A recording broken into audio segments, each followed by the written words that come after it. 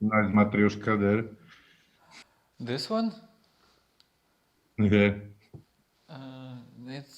It's not exactly matryoshka. I don't remember how you call that. Okay.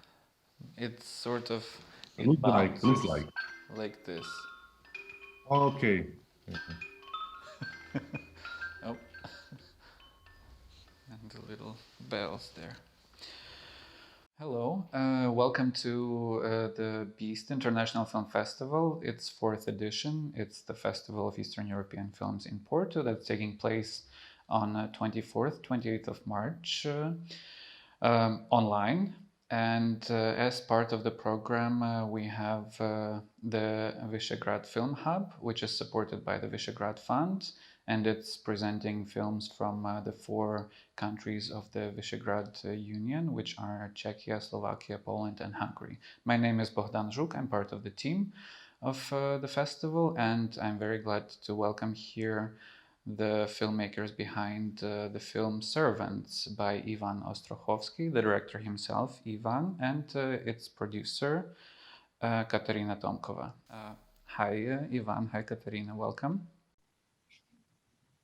Hi. Ivan, I want to ask you first about your documentary background, because you made your first feature as the solo director was Koza or Goat, which started, as far as I know, as a documentary film, and then it evolved into sort of fictional. So it's a hybrid film about this former Olympic boxer and his troubled life, let's put it that way, for people who haven't seen it, not to spoil much. And before that, you made Velvet Terrorists with 2 other directors. So yeah, your background is very much documentary. So how did you come to make this film, which is completely fictional? You co-wrote it yourself. How did you do it? Oh, it's like how always a long way, but I originally studied documentary film, and for this reason I have like this. I looking for topics which is boring in the real life, and this, like, for example, this Koza movie. We long time thinking about how this film will be documentary on our fiction, and we choose this like hybrid way, and also in this film I working a lot of with not actors, but we choose like a different like visual style and like way how we speaking to this story. But also, also we don't want to make next film which is like films before. Normal autor ješitnosť, jak sa to povie, Katka? Like a inner challenge that to do a different style of a film as you move on as a director. And it was inspired by the Czechoslovak New Wave, I guess. Yeah, it's yes. I also this when you think about the visual style, because I before study film theory and also I teaching in school film history now, and when I study film, this Czechoslovak New Wave, this old Czechoslovak movie was very important for me, and I is like also like for me like sentimental way for this old cinematography or old Czechoslovak cinematography, and also this black and white way for film was very important, and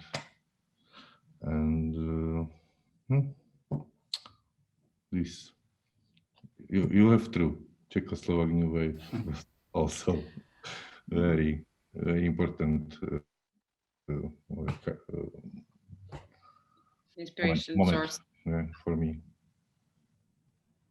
But clearly any filmmaker makes a film. Sorry about that, the repetition.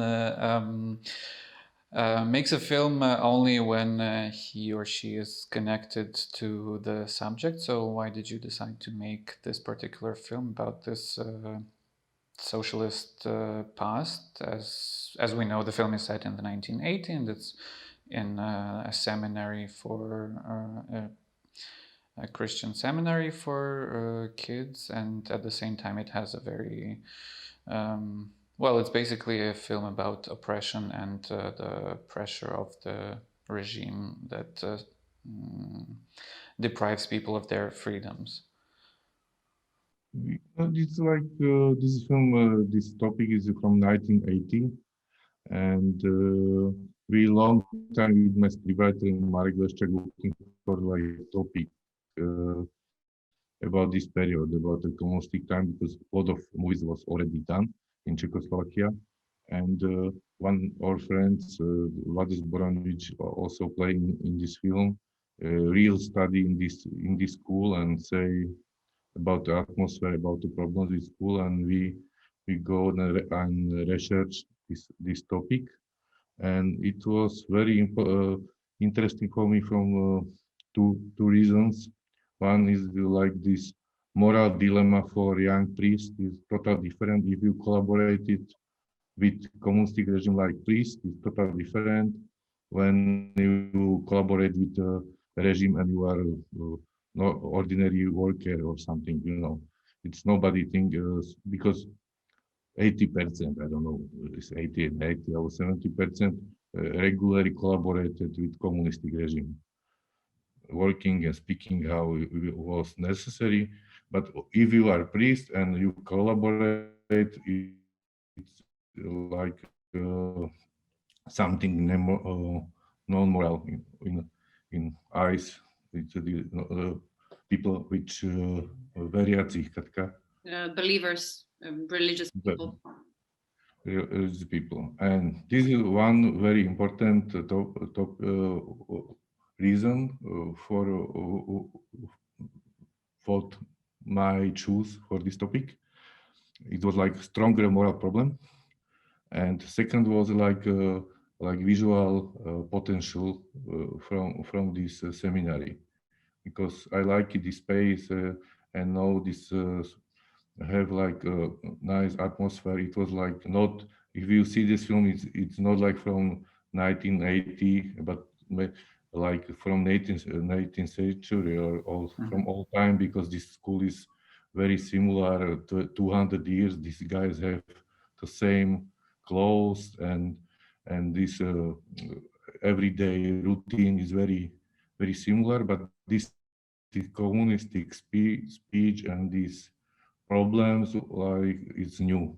And I think this conflict with what you see and what you hear, it will be like very nice or original for story. And also, if because I choose some non-actors, I know like from previous, I know this space will be very important for like we will be working with emotion, because this guy play not very good because it's not actors and don't have a lot of text, and we must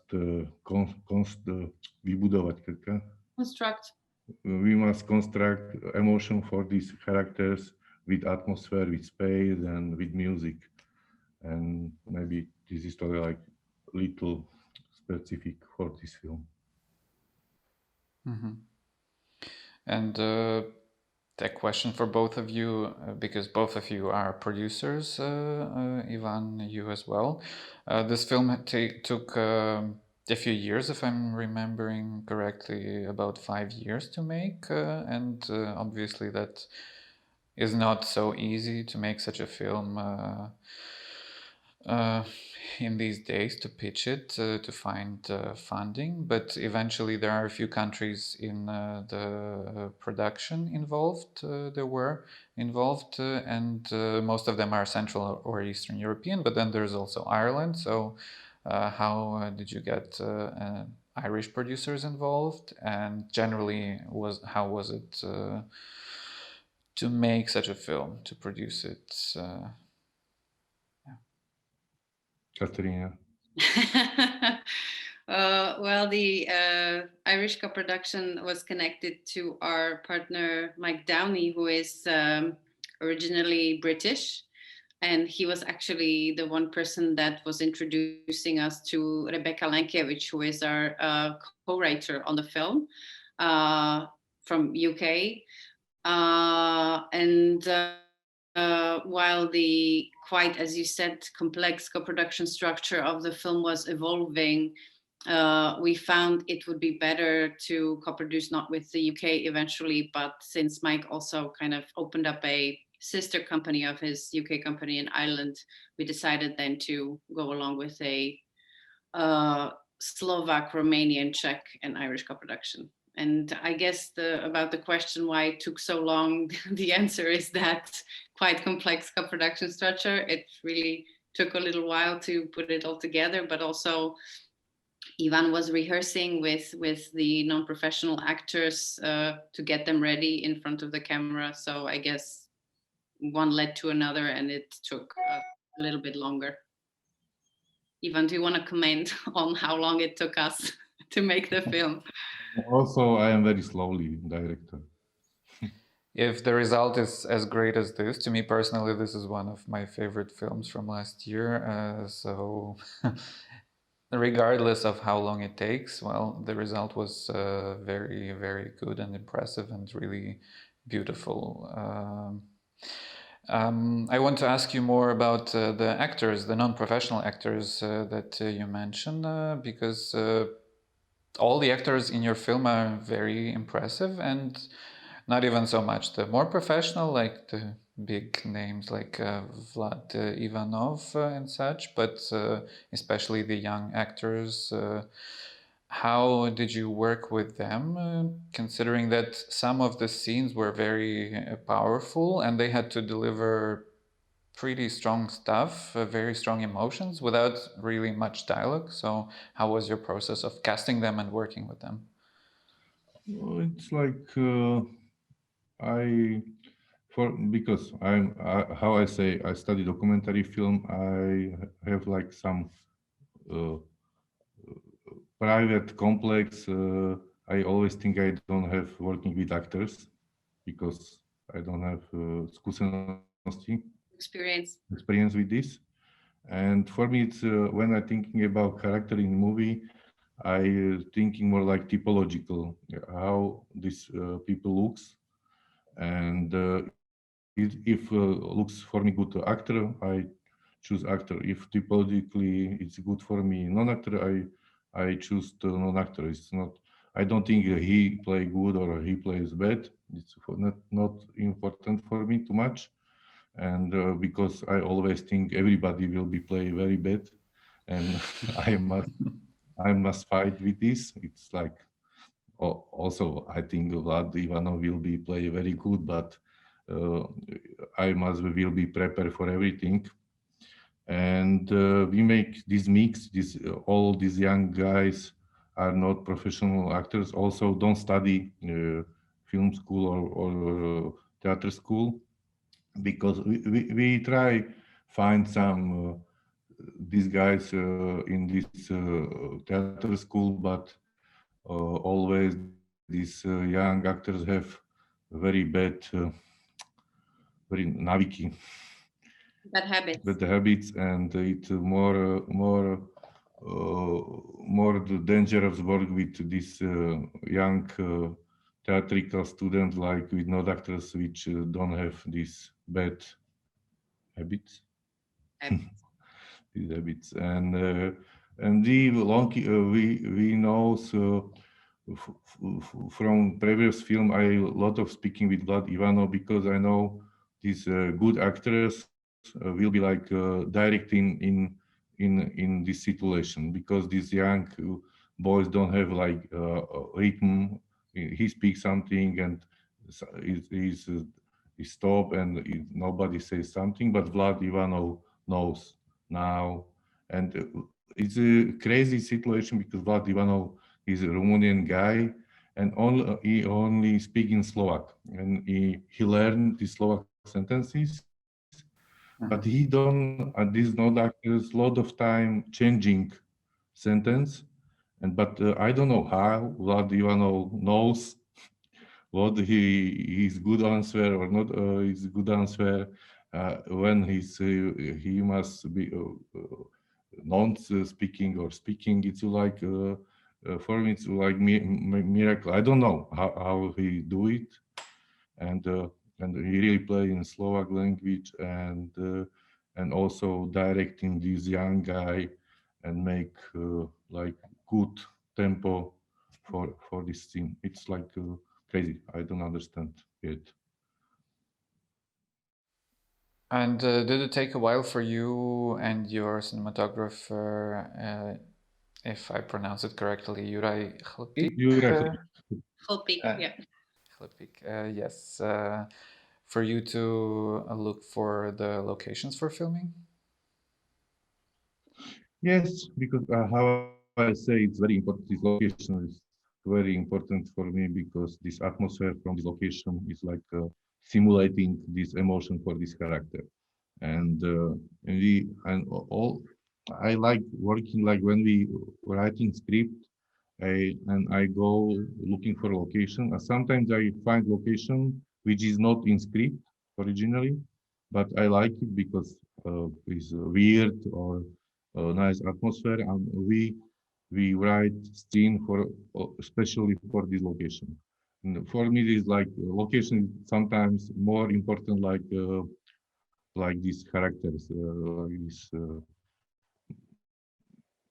actors, because I working with with this space and with atmosphere more like with actors. Maybe it's not good, but next time. Also, it's interesting that what might seem as a one building, the seminary in the film, is actually put together, I think, with 4 locations even. Like it's a different places all over that might seem as they're one place, but we shot them at different places. Mm-hmm. For this reason, I must be a producer for myself, because normal producent will kill me for this, because I change everything and reshoot scenes and so. And talking about locations, what is this one location that's also pictured in your poster with the big sculpture? I looking for, because we don't have this lot of this communistic pictures in, because it's a lot 90% film is in seminary and in the played in Bratislava. I want to find like one strong picture which will be like symbolic in this for this movie, this communistic time. But in Czechoslovakia is not this. Is already everything was in 90s was destroyed, and I looking for like which this monument is in very near, but first was in Belarus and this was in Bulgaria. And I choose this Bulgarian this monument. It's like this like mountain. I lost this I think it's the Buzludza or something like that. Buduza monument, and we go there and shoot this small scene, but very important for me, and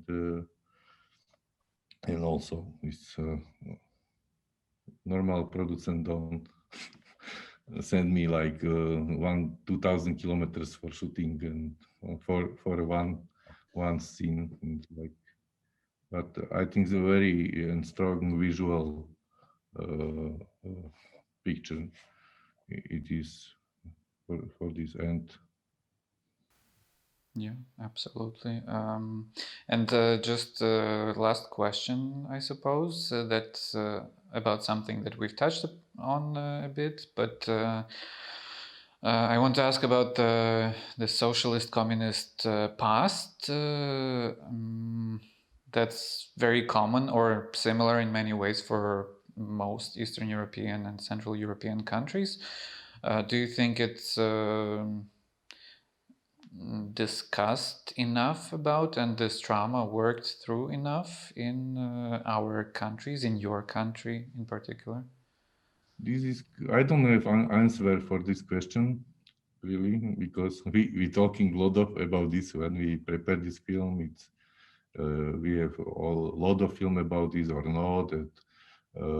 It's books about this, but it's very important for me because I'm teaching school, and it is like 22, 25 old people, and these people is not interesting about this time. It's like for me, Napoleon, something like for me, Napoleon War is like my student born after the communism. It's have total different problems, and also I think about a lot about this. When some young people will be watch this film, it's not like people watch this is communism was like this. I think it's more like how make this film like a little horror, like little drama, little like what is like visual and style is ako zaujímavý aj pre tých mladých divákov. Yeah, so it will be appealing, interesting also for the Ktorí sa younger vôbec nezaujímajú audience o because komunizmus. because it would be the genre element that caught their attention, not primarily the history. So even if somebody's not particularly looking for a film that is talking about the communistic past. A že si nemyslíme, že vysvetlíme tú dobu, že použijeme tú dobu ako nejakú metaforu pre tú kolaboráciu. And Ivan is also saying that he's not trying to explain that past era. He's just trying to use it as a metaphor of oppression, exactly as he said, or manipulation of state power. Well, thank you very much for this short but lovely and interesting interview. Thank you very much. We are happy again to screen Servants in our program, to show it online, unfortunately, because of the lockdown here in Portugal, but hopefully after the lockdown is over, we'll manage to screen this particular film on a big screen in a cinema as it deserves. And yeah, thank you again, Ivan and Katarina, for joining us. Thank you. Thanks. Ciao. And yeah, so we had Ivan Ostrochovský and Katarina Tomkova representing the film Servants, that is screening as part of the Visegrad Film Hub in the 4th Beast International Film Festival. So check it out if you haven't yet, and check out other films as well with a lot of great stuff. Yeah, see you.